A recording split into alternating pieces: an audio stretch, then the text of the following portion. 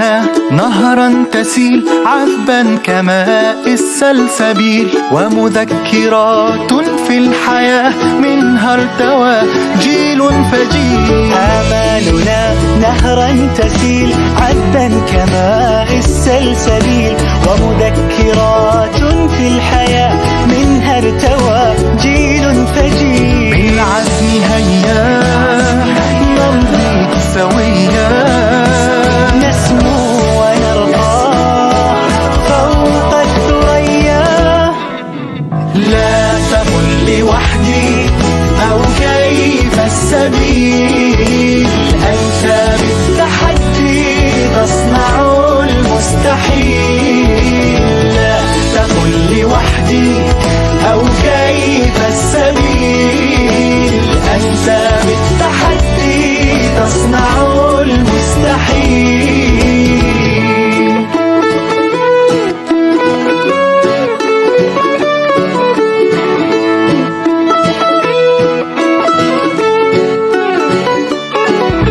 نمضي على سنن الهدى وعن المبادئ. Masuk pada pembahasan pertama tentang memandikan mayit. Sebelum memandikan mayit, terlebih dahulu siapkan 3 buah wadah besar yang masing-masing wadah tersebut diisi dengan 3 air yang berbeda, yaitu air sabun, air biasa, dan air yang bercampur dengan kapur barus. Setelah itu, siapkan lagi sarung tangan yang telah dijahit atau sarung tangan biasa untuk membersihkan kotoran mayit. Kemudian siapkan sabun batang dan gayung untuk memandikan mayit. Setelah itu, siapkan semuanya. Setelah siap semuanya, kemudian angkat mayit ke pemandian. Terus pemandian itu melihat-lihat apakah pada si mayit itu ada kotoran atau sejenisnya yang menegah sampainya air. Nah, setelah diperiksa ternyata tidak ada yang menegah, maka dilanjutkanlah mengubal baik kemaluan mayit yang di muka maupun kemaluan mayit yang di belakang. Kemudian setelah itu gosok-gosoklah badan si mayit supaya kotoran yang melekat itu hilang. Nah, setelah digosok-gosok, kemudian siramkanlah air sabun ke bagian kanan badan mayit 3 kali, terus siramkan ke bagian kiri badan mayit sebanyak 3 kali, terus siramkan lagi ke bagian tengah. Nah, baru setelah itu miringkanlah si mayit ini ke sebelah kanan dan sebelah kiri sambil disiramkan air. Dan setelah selesai barulah si mayit diwudukan.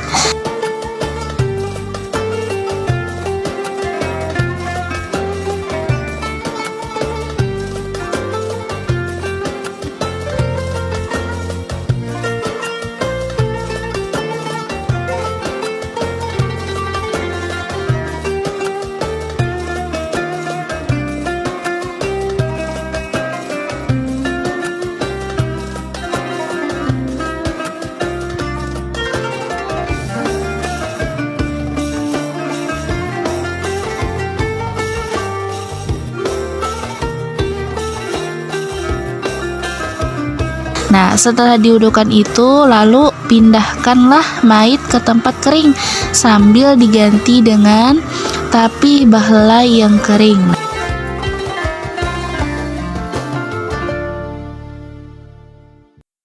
Sembari meletakkan mayit, kain kafan yang telah disiapkan terlebih dahulu itu dibuka untuk si mayit ini bisa diletakkan di sana. Kemudian masuk pada pembahasan kedua, yaitu tentang mengkafani mayit. Nah, sebelum memandikan mayit tadi, maka kita itu harus menyiapkan terlebih dahulu seperti kain kafan yang ukurannya kurang lebih 12 meter tergantung tinggi dan berat badan si mayat tersebut. Kemudian siapkan kapur barus, cendana, gunting, jarum, benang, kapas, dan tapi bahlai. Nah, kemudian pada kain kafan tersebut dipotong sesuai dengan ukuran dan tinggi badan si mayit. Memotongnya pun dilebihkan 1 jengkal, baik untuk bagian kepala maupun untuk bagian kaki. Mengukurnya pun dengan tali rapia atau sejenisnya. Nah, setelah dipotong, kain kafan dibagi menjadi 3 bagian. Maka pada potongan yang ketiga, kain kafan tersebut dibelah menjadi dua potongan, dan setelah itu potongan dari kain ketiga tersebut dijahit pada kain yang lain sehingga berbentuk menjadi lembar-lembar kain. Nah, kain tersebut itu dinamakan dengan kain mamais. Untuk perempuan, penggunaan kain kafan dibagi menjadi beberapa macam, yaitu 2 lapis untuk kain mamais, baju, tapih, dan kerudung. Dan sisa dari kain kafan tersebut dibikin menjadi upu-upu dan tali pocong yang terdiri dari 5 tali. Nah, kemudian sebelum meletakkan kain mamais, maka terlebih dahulu meletakkan kelima tali pocong yang peletakannya ada di beberapa tempat. Pertama, letakkan di bagian atas kepala, kedua di bagian dada, ketiga bagian pinggang, keempat bagian paha, dan yang terakhir di bagian setelah ujung-ujung kaki. Setelah diletakkan tali pocong tersebut, barulah letakkan kain mamais yang pertama. Nah, setelah diletakkan kain mamais tersebut, barulah taburkan hanut. Ya, hanut itu ialah kapur barus yang bercampur cendana, jadi dinamai dengan hanut. Nah, taburilah hanut tersebut pada kain mamais. Nah, setelah ditaburkan, barulah letakkan lagi kain mamais yang kedua. Nah, terus diulang lagi menaburkan hanutnya. Nah, setelah ditaburkan hanut, baru letakkan baju, tapi dan terakhir letakkanlah upu-upu yang telah kita jahit dengan kafas yang sudah bercampur dengan hanut. Baru setelah selesai menyiapkan kain kafan tersebut tadi, barulah kita angkat si mayit dan letakkanlah si mayit itu di atas kain-kain yang telah kita siapkan tadi.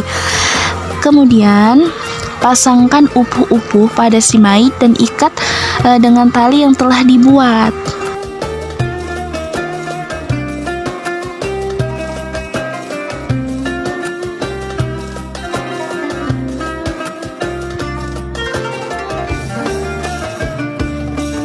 Kemudian setelah itu pasangkan tapih. Nah, cara memakainya sama dengan cara pemasangan tapih pada biasanya. Setelah pemasangan tapih, kemudian pasangkan lagi kapas yang bercampur hanut pada ujung-ujung jari tangannya, tari tangan si mayit. Setelah dipasangkan kapas yang bercampur hanut, kemudian pasangkan lagi setelah itu baju. Dan terakhir pasangkanlah 2 kain mamais dan rapikan samping-sampingnya. Kemudian kain mamais yang terakhir, 2 yang terakhir tadi jangan ditutup sampai kepalanya, sisakan untuk bagian dada dan kepala. Setelah itu barulah dirajah dadanya dengan kalimat la ilaha illallah, dan pada dahinya itu dengan kalimat bismillah. Nah, tapi dirajah itu dengan menggunakan bisa dengan wewangian atau parfum, atau juga bisa menggunakan isyarat telunjuk tangan. Dan setelah itu dipersilahkan untuk keluarganya mencium si mayit untuk terakhir kalinya.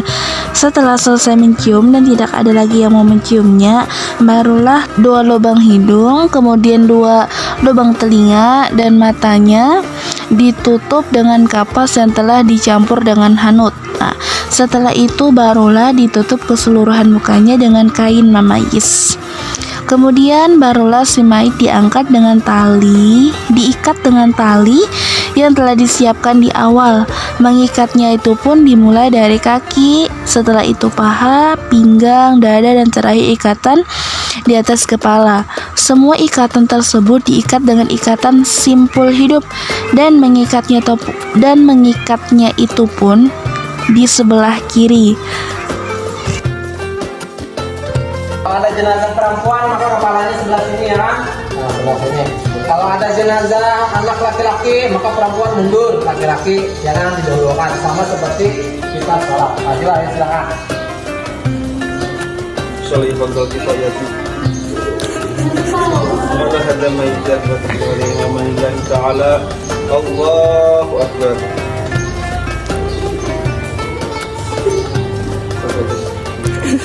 Dolin amin. Allahu Akbar. Allahumma shalli ala Muhammad. Ya Muhammad Majid. Allahu Akbar. Allahumma shalli ala Muhammad. Allahu Akbar. Allahumma la tahrimna wa la tahrimna barak. Wa la tajal. Assalamualaikum warahmatullahi wabarakatuh.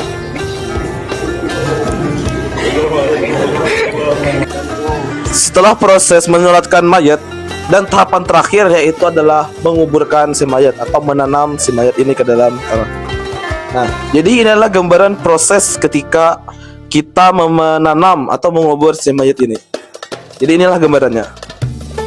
Nah, jadi di dalam liang lahat itu ada beberapa orang untuk menyambut si mayat.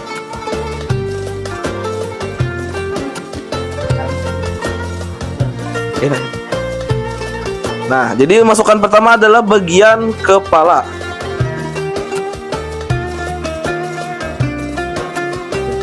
Nah, pada saat memasukkan mayat ini ada mengatakan boleh azan. Di sini lah proses azan itu.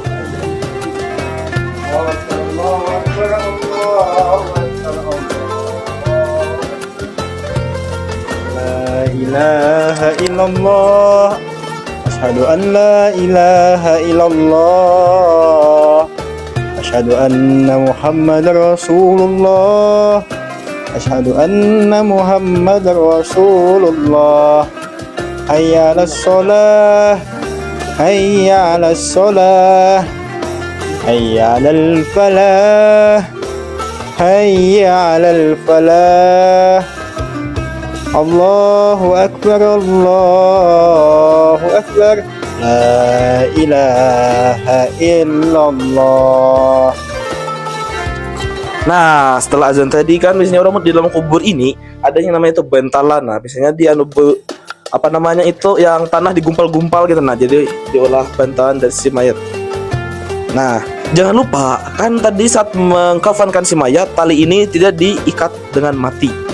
Nah, jadi seluruh bagian itu dibuka dan pipi si mayat atau ya ditempelkan ke liang lahat. Ini adalah gambarannya.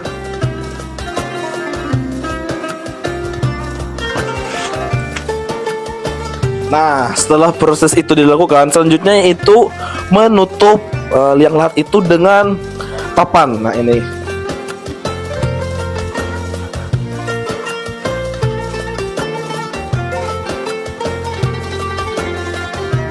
Nah, setelah papan terpasang di liang lahat, selanjutnya itu biasanya kan di kampung-kampung itu ditaburkan dengan yang bebungaan gitu nah, atau benda-benda yang daun-daunnya hidup gitu nah. Ya, jadi setelah itu lalu galian tanah itu ditumpahkan ke dalam kubur ini sehingga seluruh liang ini tertutup. Yasin wal Qur'an Hakim, innaka laminal mursalin ala siratin mustaqim, tanzilul azizir rahim, bidunubi rabbika wa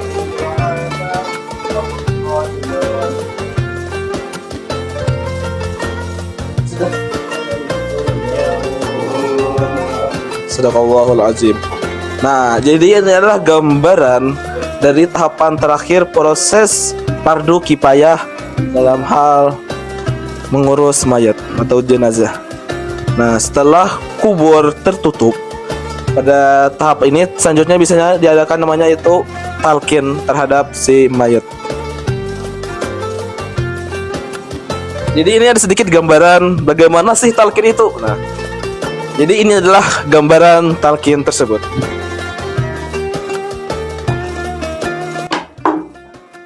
Ma rabbuka wa man nabiyuka wa ma dinuka wa ma islamuka wa ma qiblatuka. Alhamdulillah rabbil alamin.